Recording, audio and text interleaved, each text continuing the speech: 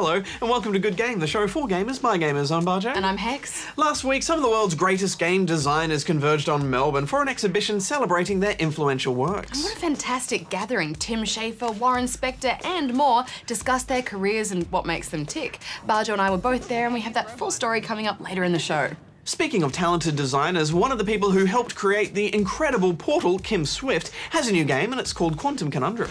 I was able to extract base material for the science juice from a undisclosed biological source. It's definitely a Portal-like flavour to it too. Indeed. But first, can you guess the game for this week? Must be the welcoming party. Not exactly welcoming. Your presence is unwelcome by the people. Before we go read the news, Hex, last weekend I jumped on the Secret World beta, not actually knowing anything about it other than it's an MMO, and I was delighted to find it's an MMO about zombies and monsters, and it's in a modern setting. I know we've been waiting for a really good zombie MMO, haven't we? I mean, Yeah. DayZ was kind of the closest we'd come to it, even though that's not really an MMO. Yeah, absolutely, and this also has some really interesting writing, which was the first surprising thing. Now, this underground realm, like the great British rail system, is the very model of efficiency. Agartha's thoroughfares sprout from the Tree of Life and connect back to the surface. Distance and time bend in here. You can pick from 3 factions, and I picked the Dragon faction, which is an Asian society, and the writing is just so weird. It's such a creepy, strange intro, but it gripped me totally. You must leave now. They are asking for you. I'm sorry you had to see. I'm sorry. What's with that weird tattoo underpants guy? I don't know, but I like that he's there because it just adds to the really creepy, weird atmosphere this game creates instantly. Okay. And all the characters along the way, actually, I'm not very far through it, but they're all really interesting so far. They all had something interesting to say. We gotta stand united against darkness. This ain't my first rodeo. I know we're gonna need all the unity we can get. Plus, there's zombies everywhere. It's a zombie MMO, not an FPS, even though there are a lot of guns in it. And aside from that MMO bar down the bottom, it really doesn't look like an MMO, does it? I mean, it almost has a feeling of a third-person, just open-world game. Yeah, absolutely. It does feel like an MMO. The first batch of quests are kill 5 of this, collect a few of that, but it certainly doesn't look like one, and you will need a tough rig to run it, I think. Anyway, we will be doing a full review when it comes out, but maybe until then you should go read the news, Hex. I think I will. Plus, there's a crab zombie.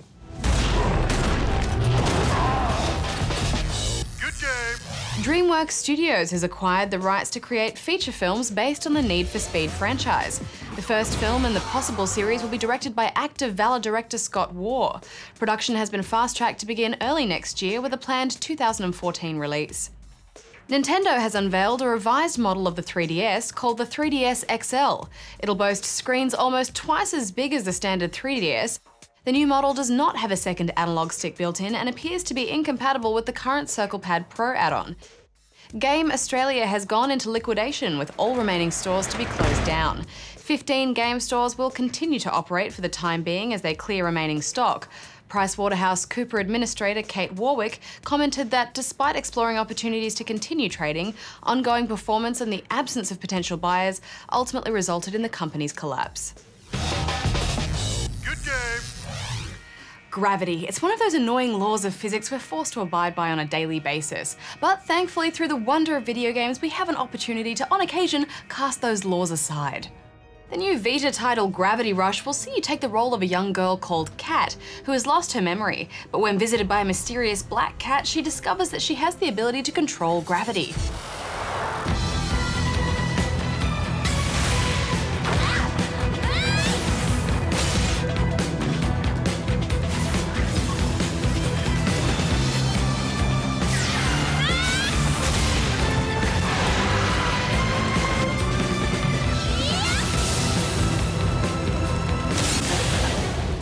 Kat sets out to use her powers for good and save the city from the impending gravity storm and the nasty creatures that it brings with it. The gravity manipulation mechanic in this game is just wonderful, isn't it? It's such a unique movement system. Hitting right bumper will send Kat floating into the air, and hitting it again will see her hurtling through the air in whichever direction you aim the reticule. I love how she's just haphazardly flung in that direction too. It's the furthest thing from graceful, despite feeling wonderfully intuitive to do. It's brilliant because you can simulate the motion of flying, but it isn't that simple to do. Controlling the direction of gravity means you can get quite turned around, and you only have a limited time before you'll fall hurtling in the direction of the Earth's natural gravity again, whichever way that is.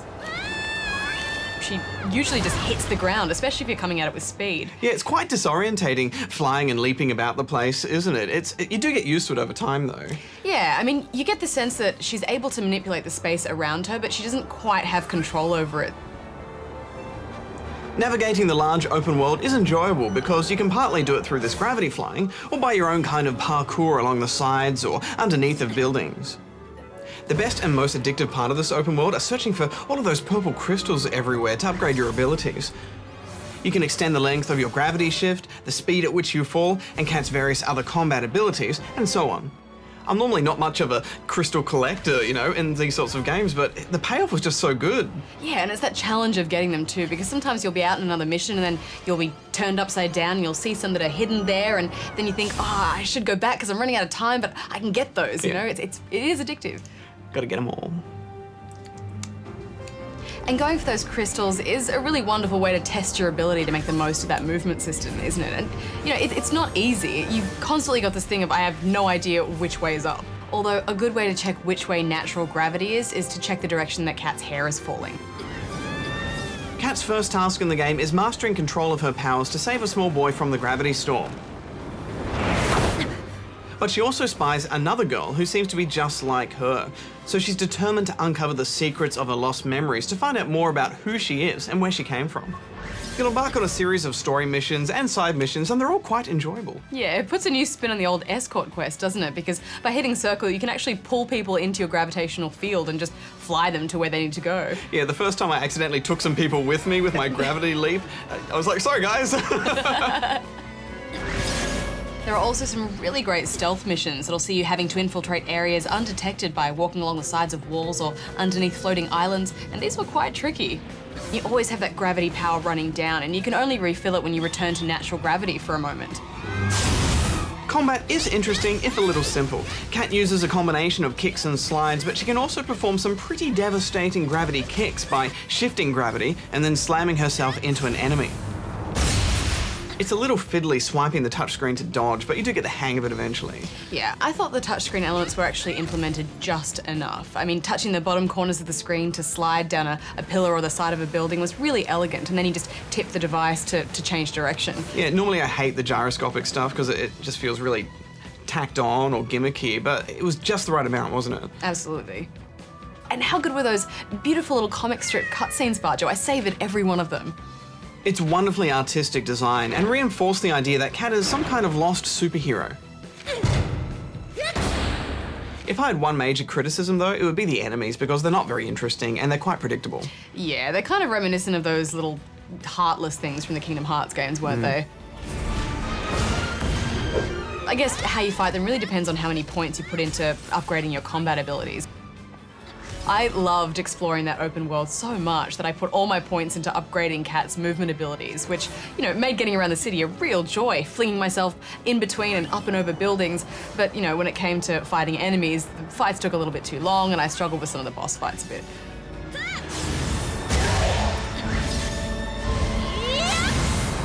But again, you know, it's a balancing act. Final thoughts, Barjo?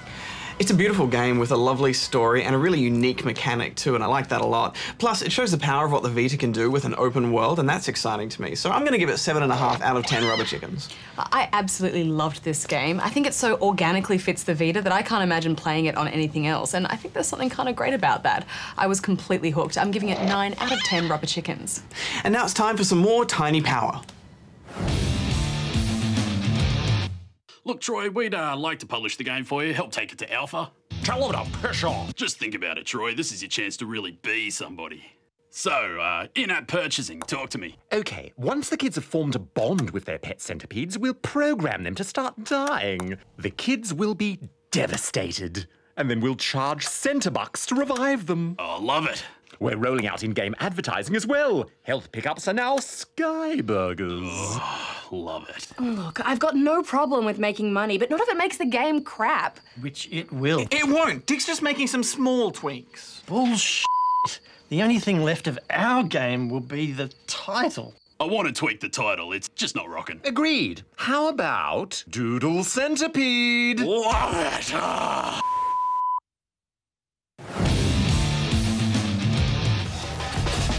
Good game. And now over to us at the Game Masters exhibition. Yes, take it away. Us.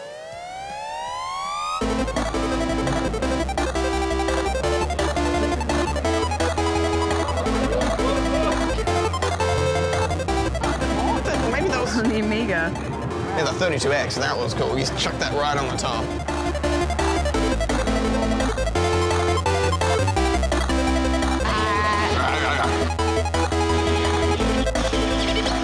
There should be more rapping games.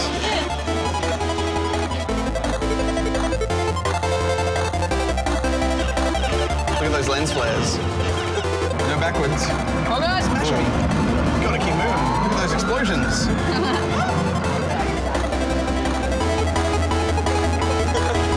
This is my second big video games exhibition. The first one was a kind of history of video games, but this one I really wanted to focus on the video game designers, the people that make the games and come up with the ideas, and the teams of people that work for them. And they've been very generous, and we're delighted to be able to showcase a lot of the material here, but the focus is on playable games. So when you come to Acme, it's really, you know, learning about the work through playing.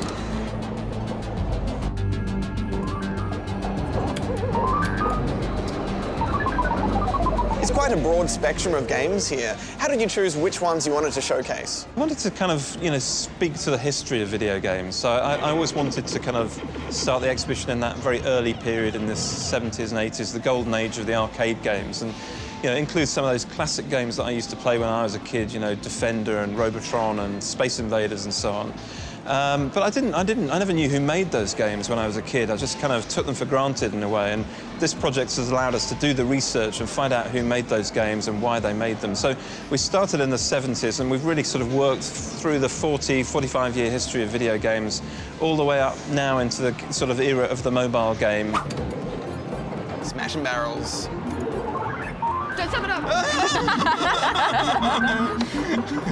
You need a kill screen? Yep. You reckon? Oh, dead! Look what you did. I'm sorry. Look how well I was doing. Now's the hard part, the final ladder. Nailed it. What do you want the public to get out of this exhibition? Really, the main aim is to kind of learn about the careers of these individual video game developers. And we're representing a number of different people. There are people like Hideo Kojima, who makes shooters, all the way through to Tim Schafer, who makes kind of adventure games. So we're really showcasing the diversity of video game design in this exhibition. So I think if you're into first-person shooters, you know, come here and have a look at some of the material we've got on display. But I think you'll have your world open to a lot of other amazing work, and you know, it'll really complete the picture of the world of video games for you. When we show other people's work in a gallery, we always have to get their permission, so everyone's been remarkably generous. But of course, the rights aren't always owned by the developer, so when you approach someone like Tim Schafer, I mean, he can't necessarily give permission for you to show his games, so then we've had to go to LucasArts and ask them, and yeah, all the studios have been really generous, so there's been no problems really with that at all. The exhibition is called Game Masters, and it features the work of over 30 developers, 2 of which have come down to launch the exhibition. Tim Schafer, on behalf of all the gamers of Australia, I'd like to say thank you for making such wonderful games, and I'd like to thank you with a hug, if you don't mind. You want to hug me right now? Can I have a hug? Okay.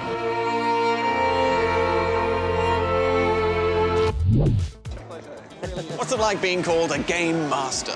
I was embarrassed about it at first, but I'm starting to become more and more comfortable with it. In fact, I'm going to insist on it from now on. It's nice. I mean, it's a little embarrassing because, you know, we have a whole team full of people to make these games. It's not just me, but they're not here right now, so I'm going to say it's just me. What's it like being described as a game master? I've spent my whole life trying to play up the idea of team and how it really takes, you know, it takes a village to make a game, right? And so to be singled out like this is a little strange, but it's very flattering, and I think it reflects the popularity of the kinds of games that I've made and supported over the years. So I'm totally psyched. I was working with the curators of the exhibit to make sure that they had some of the behind-the-scenes material, the design documents, schedules, concept art that led up to the creation. So people could come here and not just see the history of video games, but also understand a little bit more of the process that goes into making a video game. So it was great to be able to go back through my old archives, my history, and dig out cool things that people could see. I contributed my original resume that got me my first job at Lucasfilm. This is Tim Schafer's application to LucasArts. Good choice, she says. Here are some jobs you might be interested in. Your desk has on it a powerful computer, a telephone, some personal knickknacks, and some work to do. Examine work. None shall pass. Ah, a red herring. Pass.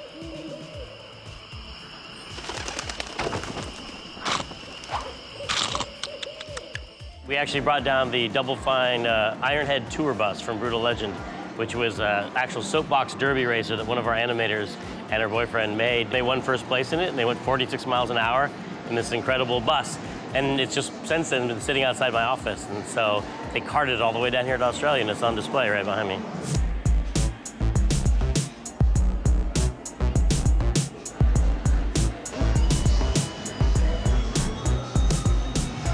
Stress these people out.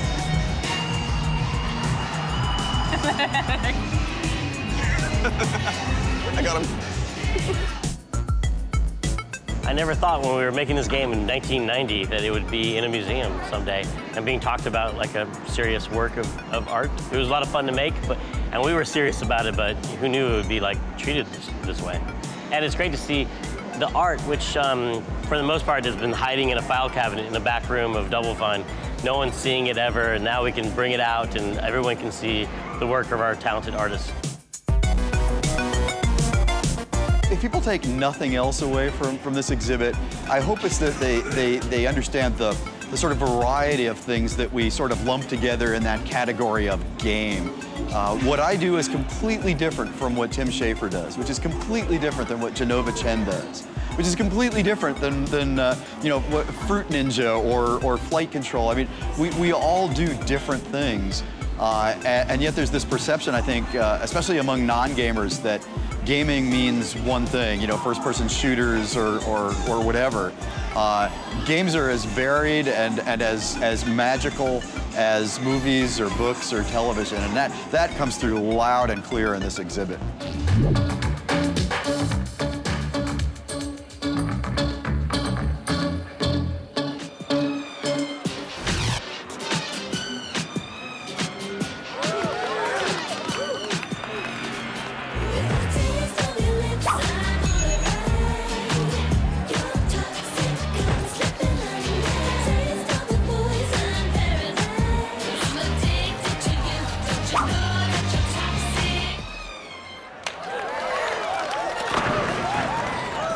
How does it feel to see your work on display in an exhibition like this? It means so much more to me than I can tell you. It says that we really are a force to be reckoned with, that we're not just for nerds and geeks anymore, that we really have made a place for ourselves.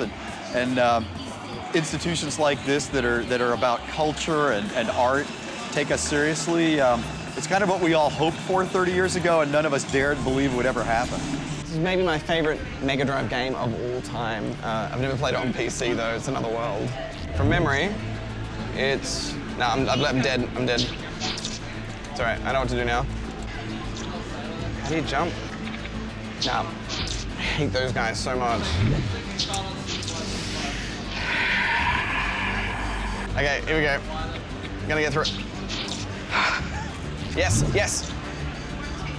Now this guy, this is great. Gotta go all the way, and then leap. And then run all the way. No! Ah.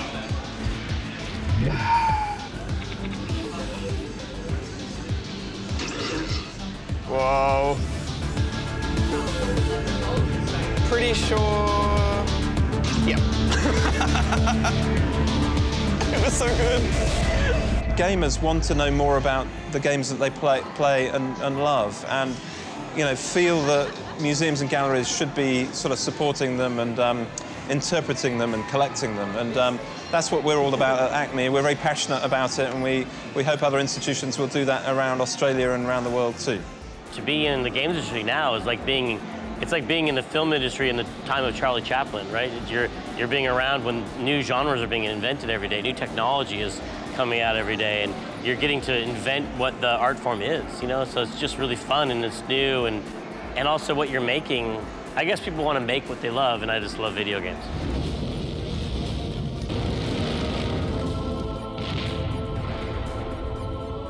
It's interesting. I think about that word legacy a lot more. I mean, as one of the older guys still making games, it's not about making a lot of money. It never was.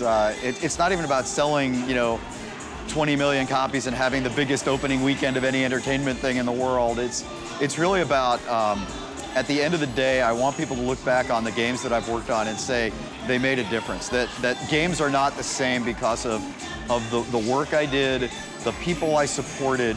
When they all get out from under my shadow and get to show me what interactivity is all about, the way I wanted to show the old guys who came before me what interactivity was all about.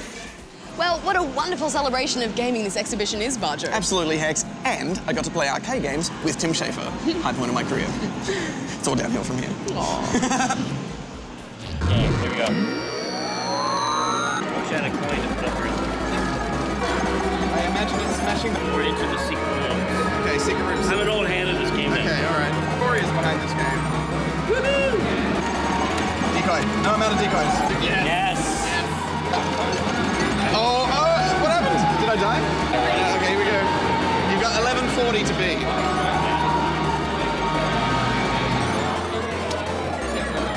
I think I won, right? I think you did actually. Wait, what happened? Did you get some massive bonus at the end there? How did I do that? I am a master. You're the master. I don't even know. I don't know how you did it. All right, let's shift some dimensions and solve some puzzles. It's Quantum Conundrum time. Then I flip a switch and fluffy is everything. Plush and sweet and soft and pink. I flip a switch. Bing, pow. Where am I now? Boom, splash. Make a mad dash. Flip a switch and heavy is everywhere. Crash to the ground from out of the air. I flip a switch. The time goes down, down, down. Stretching thin and stretching out. This was designed by Kim Swift, the designer of the original Portal, and you can just feel that Portal DNA all over this game. They're both first-person games, they both use a special device to solve physics-based puzzles. Yeah, they are very similar, but this is still very much its own game. Oh, you're here? As it begins, you're dropped off at your uncle's house, but of course, he's no ordinary uncle. He's eccentric scientist Fizz Quadrangle. If I configure the transdimensional velocity regulator at approximately 0.887 microseconds. And it's not long before things go horribly wrong for poor old Fitz, and he gets himself trapped in some alternate dimension.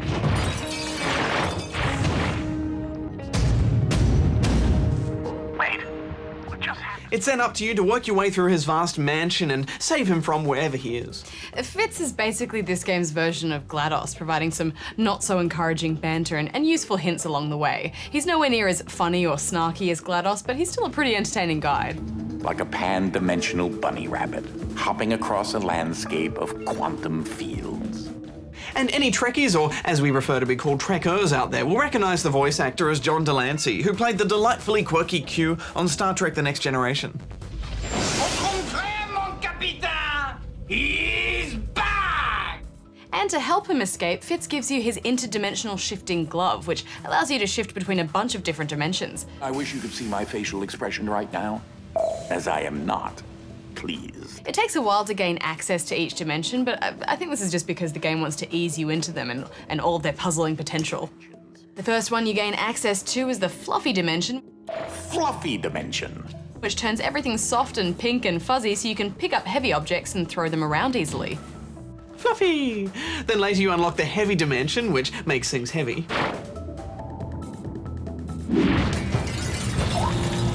After that, you earn the slow motion dimension and the reverse gravity dimension.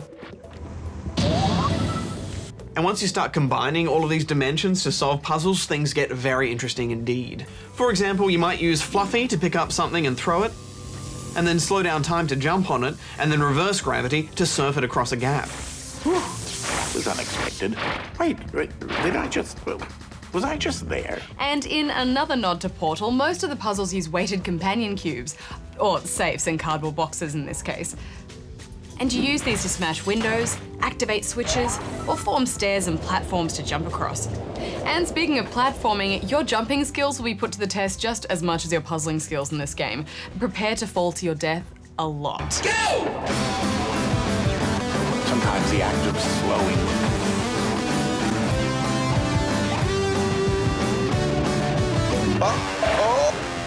Ooh, well, I'm really sorry.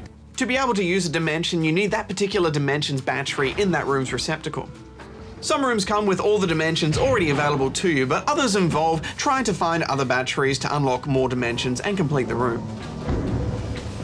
I would have liked it if there were a few more puzzles that let you have access to all 4 dimensions at once, though. I mean, you only really get to reverse gravity right near the end of the game, and most of the puzzles you can only use a few dimensions at once. Yeah, that's true, but all the puzzles are right up there with Portals. They're just so well designed, and there's only a handful that have rough edges. Satisfying, isn't it?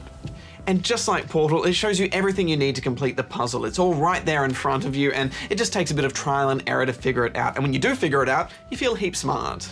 Yeah, that's true. And, you know, depending on your dimensional shifting skills, it's probably going to take most people about 5 or 6 hours to finish this game. There's good incentive to replay the levels, though. Each level has time and shift goals to beat, as well as leaderboards and hidden noise bots and blueprints to track down. Ah, that's where that got to. That is a botched experiment of mine called the Awkward Noise Generator. With a couple of DLC packs on the way, I really hope they'll get a lot crazier with those puzzles. Yeah, I like the look of it too. All those bendy, cartoony shapes and the color palette. And I love the way that the paintings change depending on which dimension you're in. I loved Ike, that weird little cat creature thing that kept popping up. He was a bit creepy in slow-mo though. And what was with this? All hail the Hypno Ike. But we should wrap this up. Hex, final thoughts? Well, I loved it. It has all the intelligent design of Portal, but with its own unique twist. I'm giving it 8 out of 10. Yeah, it's fantastic. I'm giving it 8.5. I'm giving it 11 out of 10.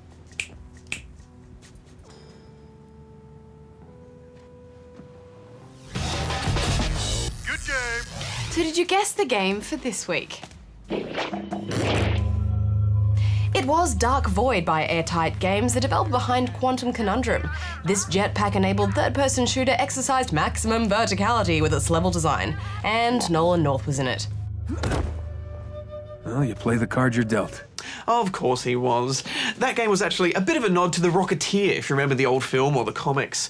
Next week on the show, we're going to walk the line with Spec Ops: The Line. Damn, you're still alive. You want to stay that way? I recommend this.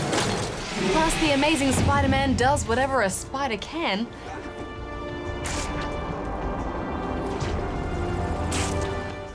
Yes, all we've been doing so far is just swinging around in this beautiful open world. They got that swinging so right, but hopefully the rest of the game will stack up. Oh, speaking of open world superhero games, make sure to check out Spawn Point this weekend over on ABC3 for our review of Lego Batman 2. Maybe we should call for Superman. Go ahead. Hey, Superman!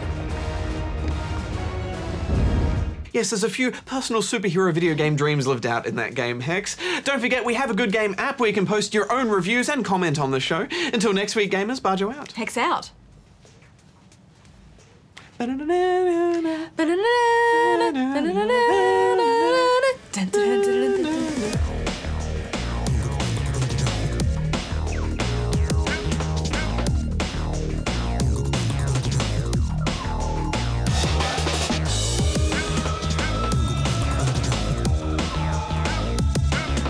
Okay. Set.